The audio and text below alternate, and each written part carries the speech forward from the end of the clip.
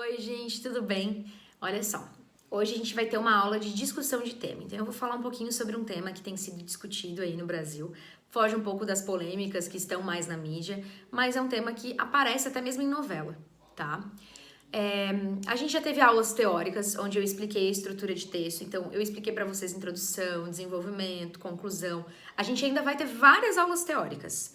Mas, volta e meia, a gente também vai mesclar com algumas aulas temáticas, onde eu apresento o tema para vocês, apresento a discussão que está sendo feita, para vocês ficarem refletindo aí também e, quem sabe, até debater dentro de casa, debater num grupo de WhatsApp com os colegas, tá bom? E o tema que eu vou falar para vocês hoje é sobre a questão da barriga de aluguel. Se a barriga de aluguel ela é um direito à paternidade e à maternidade ou se ela é uma exploração do corpo da mulher. Por que eu tô falando desse tema? Primeiro, a gente pode começar num contexto televisivo que a novela Amor de Mãe, ela tem um caso de barriga de aluguel, que não é barriga de aluguel, é barriga solidária. Por quê? Porque para ser barriga de aluguel tem que haver pagamento por isso, tá? Então, quando a gente aluga alguma coisa, a gente aluga mediante um pagamento. E no Brasil, esse tipo de sistema não é permitido. A mesma lei que proíbe a venda de tecidos e órgãos é a lei que proíbe a venda ou aluguel de um útero, tá? Então, essa lei, ela leva de 3 a 5 anos de prisão. Então, a pessoa que oferece o seu útero e a pessoa que compra, ela pode ser presa de 3 a 5 anos caso seja descoberta, tá? Então, no Brasil, eles chamam essa prática onde não há pagamento, onde não pode haver pagamento, de barriga solidária. Então, existe um ato de solidariedade, um ato de altruísmo de alguém dar a sua barriga para carregar o filho do outro. Agora, no Brasil é permitida essa barriga solidária sem precisar pedir autorização quando essa barriga solidária for a barriga de algum familiar seu de até 5º grau de parentesco. Então, até 5º grau de parentesco não precisa pedir autorização. Agora, se for uma amiga, né, de repente alguém próximo do casal, aí tem que entrar com um pedido no Conselho Federal de Medicina para eles liberarem essa prática, porque eles vão querer investigar para ver se não houve um pagamento por trás disso. Então, é muito subjetivo, porque é muito difícil controlar, né, gente? É muito difícil garantir que não haja esse pagamento. Até porque hoje existem várias pessoas que burlam essa lei. Pessoas que procuram explicitamente por alguém que queira receber dinheiro por isso e pessoas que oferecem explicitamente seus úteros para aluguel. Então, tendo em vista essa polêmica, o grupo LGBT e alguns outros grupos é a favor da regulamentação da barriga de aluguel no Brasil. O que isso significa? É a favor de liberar a barriga de aluguel no Brasil, de tornar legal, de, na verdade, não ser, de descriminalizar, então não vai mais ser crime. É esse o objetivo. E eu tenho um grupo das feministas, não todas, lembrando que o feminismo ele tem várias correntes, eu tenho um grupo das feministas que não é a favor disso. Então eu tenho 2 grupos que são muito polêmicos. Por quê? Porque até então, gente, esses 2 grupos, eles lutaram juntos. Desde 1960, esses 2 grupos eles caminham juntos nas lutas sociais. Então, eles sempre levantaram a mesma bandeira. E agora, pela primeira vez, eles estão discordando. Então, para o grupo de algumas feministas, alugar a barriga de uma mulher para gerar o filho de outra é uma exploração do corpo. É uma exploração do corpo porque isso torna a mulher um objeto. Esse é um dos argumentos. Para o grupo LGBT, é, na verdade, um direito de desenvolver a paternidade, tendo em vista que eles não podem ter filhos. E para os casais heteroafetivos que não podem ter filhos e procuram pela barriga de aluguel, também é um direito e a liberdade de serem pais. Aqui, só nessa fala, eu já começo a elencar várias ideias na minha cabeça. Por exemplo, uma delas, o fato de que, para ser pai e mãe, não precisa necessariamente ir atrás da barriga de aluguel. Existe a adoção. No caso das mulheres que estão falando que é uma exploração do corpo, realmente, por que elas falam sobre isso? Porque muitas, na verdade, nenhuma mulher de classe alta vai ser barriga de aluguel. Essas barrigas de aluguel são normalmente de mulheres de baixa renda, mulheres em situação marginalizada, em situação de emergência, sem comida, sem casa e que precisam muito de um dinheiro para resolver algumas questões da vida delas. Tá? Então, são mulheres em condições alarmantes e esse grupo de feministas diz que esse grupo de mulheres acaba aceitando por uma condição muito degradante e que então é como se elas fossem praticamente levadas a aceitar porque elas estão numa condição degradante e como se elas não tivessem se dado conta da condição delas ainda, de que elas vão ser objetificadas, de que elas vão ser só uma máquina reprodutora, que elas vão perder a liberdade delas, que elas não perceberam ali na hora que a gravidez não é fácil, que a gravidez ela pode ter problemas, ela pode ter percalços, ela pode ter muitas náuseas, ela pode correr algum risco durante o parto ou durante a gravidez toda. Então, muitas vezes essa mulher em uma situação degradante, ela não coloca na balança essa realidade de que talvez não vai ser fácil. E mais do que isso, tem também a outra situação, a questão do desapego dessa criança. Porque essa criança no ventre dessa mãe, mesmo que seja de aluguel, mesmo que seja um produto que tenha sido vendido, né, e alugado, emprestado esse ventre, ainda assim essa mulher está gerando uma vida. E ela não tem como não se apegar a essa vida que ela está gerando. Então ela vai desenvolver laço, ela vai desenvolver afeto, e aí na hora de entregar a criança vai existir um processo de depressão. Tem até alguns psicólogos que falam na depressão pós-parto, na barriga de aluguel, como se fosse um luto, como se essa mulher tivesse realmente perdido aquela criança. Então, esse processo todo de luto a partir do momento em que existe essa entrega, tá? Ou seja, eu tenho muitos pormenores em relação a esse tema. E aí, vamos falar um pouquinho mais do lado de quem é contra essa regulamentação. Um dos argumentos dessa objetificação é voltar lá nos tempos da escravidão, quando as mulheres elas eram, além de escravizadas, também agredidas, assim como os homens, por seus senhores. Mais do que isso, as mulheres elas eram também agredidas quando abusadas sexualmente pelos seus senhores. Muitas vezes engravidavam deles e tinham esses filhos mestiços, né? Então aí eu já tenho uma exploração do corpo da mulher, é uma objetificação do corpo da mulher, que mostra que ela pode ser explorada sexualmente em qualquer nível. Então é a questão da cultura do estupro, tá? De que hoje tenta explicar e justificar porque uma mulher é estuprada. A cultura do estupro é assim, é dizer, ela foi estuprada, mas olha a hora que ela estava andando na rua. Ela foi estuprada, mas olha só a roupa que ela estava usando. Ela foi estuprada, mas ninguém mandou ela beber e pegar um Uber. Então são frases do nosso cotidiano, que eu não estou dizendo que nós falamos, que nós proferimos, mas são frases que são escutadas por todos e todas nós, que constroem uma espécie de cultura do estupro como se fosse normal, como se fosse natural, como se houvesse justificativa para alguém ser estuprado, tá? Então é por isso que a gente chama de cultura do estupro. A gente chama de cultura do estupro e do assédio quando, por exemplo, a gente acha normal aqueles assédios na rua, quando alguém tá andando na rua. Que tem gente que fala assim, eu nem me assusto mais, porque já virou comum, virou cultura. Então, eu tenho aí lá da escravidão essa cultura do estupro, quando essas mulheres negras eram estupradas por seus senhores. E eu tenho, gente, a objetificação histórica do corpo da mulher negra. Se a mulher branca ela é objetificada, ela é um objeto erótico, ela é um objeto que vende apenas, que muitas vezes apagam o sentimento dela. Pensem que a mulher negra ela é duplamente objetificada, como negra e como mulher. Porque a escravidão e o abuso sexual dessas escravas trazia a ideia do desafio de dominar o outro. Mas mais do que isso, o desafio de dominar uma outra raça. Então, quando um homem branco estupra uma escrava negra, ele está dominando duas vezes essa mulher. Na questão de raça como escrava e na questão de mulher.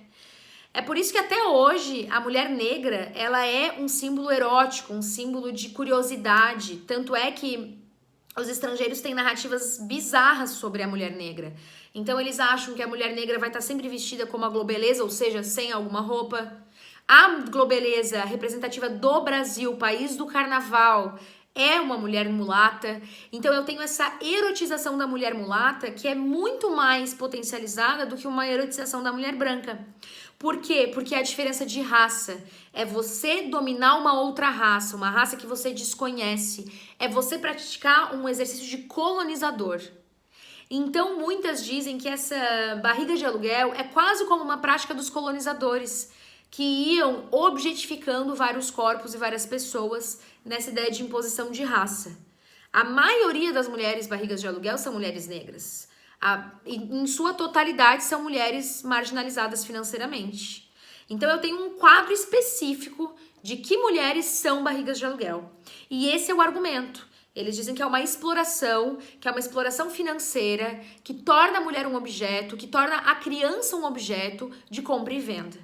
Então é dar preço para tudo, tá? É como se eu tivesse vivendo uma ideia de moeda a todo custo, certo? E aí eu tenho, gente, esses argumentos que vão sendo construídos nessa questão para irem contra a barriga de aluguel. Por outro lado, eu tenho os argumentos que são favoráveis, que a pessoa, quando ela é impossibilitada de gerar uma vida, por vários motivos, por que ela não vai para a fila de adoção? Porque ela quer olhar para uma criança que é parecida com ela fisicamente. Ela quer olhar para uma criança que tem os genes dela. E essa barriga de aluguel, ela é feita como? Pega-se o material genético da mulher, pega-se o material genético do homem e é feita a fertilização in vitro. Feita essa fertilização, aí é inserida nessa mulher que vai carregar essa criança. Então não se usa o material da mulher barriga de aluguel.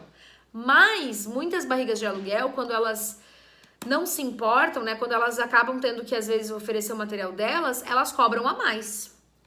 Eu vi uma propaganda, né, uma oferta no Facebook que falava assim, eu cobro 15 mil pela barriga de aluguel com o material da mulher e do homem, sem o meu.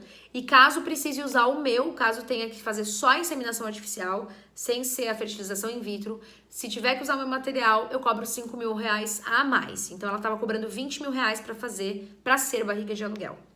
Entendam que essa propaganda ela é no Facebook. Existem vários grupos de Facebook. Tem grupo de Facebook para barriga de aluguel. Tem grupo de Facebook para homens que oferecem seu esperma para mulheres que querem fazer uma inseminação caseira. Então tem vários grupos no Facebook, gente. E é um canal aberto, né? Isso que é o mais bizarro ali, tá? Então eu tenho isso amplamente visto ali no Facebook. E é crime no Brasil. E aí, gente, eu tenho esse direito porque eles querem olhar para essas crianças que são parecidas. Eles querem poder ter o que muitas pessoas têm, de ter um filho que é exatamente semelhante a ele, fisicamente falando. E aí tem um outro questionamento, então, e essa maternidade que só acredita em uma maternidade e uma paternidade que é quando eu tenho uma criança geneticamente parecida comigo? Onde está aquela maternidade da adoção? Como que a gente pode resolver esse problema? Quero que vocês pensem em algumas informações. Existe um livro chamado Olhos d'Água, da escritora Conceição Evaristo, que tem um conto chamado Quantos Filhos Natalina Teve? A personagem Natalina, ela vai engravidar 4 vezes. Na primeira vez ela era muito nova e acaba engravidando por uma certa ignorância, mas ela não quer o filho. Então ela foge de casa para ter essa criança e ela acaba dando essa criança para adoção para a enfermeira que queria muito ser mãe e não conseguia. A segunda vez que a Natalina engravida, ela vai engravidar do segundo namorado dela, que quando sabe que ela tá grávida, chora emocionado e fala que quer casar, que quer ir pro interior para eles construírem uma família. E a Natalina rebate dizendo que ela não quer ser mulher de um homem só, que ela não nasceu para ficar nessa relação monogâmica, que ela quer ser livre, mas que ela podia tranquilamente deixar essa criança com o namorado dela. O namorado dela fica desolado, falando assim, mas eu achei que isso era tudo que uma mulher queria quando ela engravidasse, era casar e ter filhos, era casar e ter uma família. Então ele traz esse conceito social de que é óbvio que uma mulher quer ser mãe e que é óbvio que uma mulher ela quer casar. Daí ela vai engravidar a terceira vez. Nessa terceira vez, ela estava trabalhando de empregada doméstica na casa de uma mulher e de um homem. Um dia essa mulher, a patroa dela, liga dizendo que precisa da ajuda dela, da Natalina. E a ajuda é que a Natalina seja a barriga de aluguel dessa patroa. Porque elas até que eram parecidas na cor da pele, que ela se deitasse com o patrão para tentar engravidar e que eles iam cuidar dela durante esse processo. E a Natalina aceita. A Natalina, ela falou, tá, tudo bem, então, não tem problema, eu vou continuar morando aqui nessa casa luxuosa, vou ser mimada, eu aceito. Só que no meio desse caminho, gente, a Natalina, ela passou por um processo de muita tristeza. Porque ela disse que ela chegou a sentir vergonha dela por fazer isso e deles por irem atrás dela para ela fazer isso. Então ela tem vergonha do ato. E aí um dia ela se pega chorando muito por estar fazendo isso. Então eu tenho, infelizmente, muitas vezes a consequência dessa barriga de aluguel, que é uma depressão, que é uma tristeza. E aí essa mulher vai estar triste enquanto carrega o seu filho, entende? O filho da outra. Para além disso, gente, tem uma reportagem bem curtinha da TV Folha de São Paulo. Se vocês procurarem no YouTube, vocês encontram, que fala sobre a barriga de aluguel na Índia. Hoje, a Índia é um dos países mais procurados para barriga de aluguel por conta do preço. A gente tem vários países onde já é regulamentada, né? Eu tenho nos Estados Unidos, alguns estados dos Estados Unidos onde é regulamentado. Tailândia é liberado, Portugal é liberado, Espanha é liberado. Então, a Índia é liberada. A gente tem vários lugares onde existe essa liberação. Mas o lugar hoje que é mais barato, mais em conta para fazer isso é realmente a Índia. Nos Estados Unidos, o custo para uma barriga de aluguel é de $70 mil. Na Índia é de $20 mil.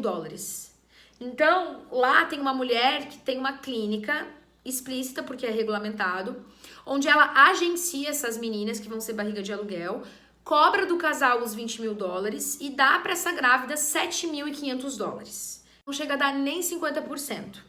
E aí, ela diz que muitos apontam o dedo para ela, dizendo que o que ela tá fazendo é errado. Porque ela dá a moradia para essa menina, ela dá alimentação, faz todos os exames na clínica dela, porque ela é uma ginecologista, ela é obstetra, então ela faz todo o acompanhamento. Ela não tem gasto com aparelhagem, porque ela já tem, e ela não tem gasto com profissionais, porque é ela mesma. Então ela dá esse acompanhamento alimentar para essas meninas e dá os $7.500. E ela fala que as pessoas estão falando mal dessa atitude dela. E ela diz que pessoas até inteligentes falam mal dessa minha atitude. Mas elas têm que pensar que muitas dessas mulheres não vão ter nunca, na vida inteira, nunca vão conseguir somar $7.500 de ganho trabalhando com outras coisas. Então eu tô salvando a vida dessas meninas, ela fala. Tem mulher ali que vai virar barriga de aluguel porque o marido vendia o sangue dele e não consegue mais vender. Tem mulher que faz 2 barrigas de aluguel porque na primeira ela tinha que pagar a casa dela e na segunda ela tinha que pagar a educação dos filhos. Então, tem que pensar assim, realmente ela tá dando uma oportunidade que essas mulheres nunca vão ter. Elas nunca vão ter $7.500, nem trabalhando a vida inteira. É uma oportunidade única. Por outro lado, tem que pensar também que é uma exploração, porque eu pego alguém que tá passando fome e que ela vai aceitar $7.500. Então eu quero que vocês pensem nessa situação, né? Se é realmente uma exploração econômica, se é uma mercantilização, que é quando a gente bota valor em cima de tudo, mercantiliza tudo, ou se é realmente um direito dos pais. Não tem problema, de repente, vocês acharem que é os dois. Pode ser tanto um pouquinho de uma coisa quanto de outra. E pensar se então regulamentar a barriga de aluguel não seria mais viável, tendo em vista que ela já acontece no Brasil, por baixo dos panos, digamos assim. E aí procurem também o Jornal Metrópolis, ele vai mostrar os prints no Facebook de gente oferecendo barriga. Barriga de aluguel, eu cobro 30 mil. Um cara agenciando, querendo uma menina que vá pra China pra ser barriga de aluguel. Então, assim, é um mercado, assim como é o do aborto. Será então que não é melhor regulamentar ou será que é melhor proibir, mas dessa vez proibir de forma bem pesada e fazer investigação e realmente começar a prender? Pensem nos dois lados para tentar encontrar um posicionamento e a gente continua discutindo depois na nossa aula online, tá bom? Beijo, galera! Até a próxima aula!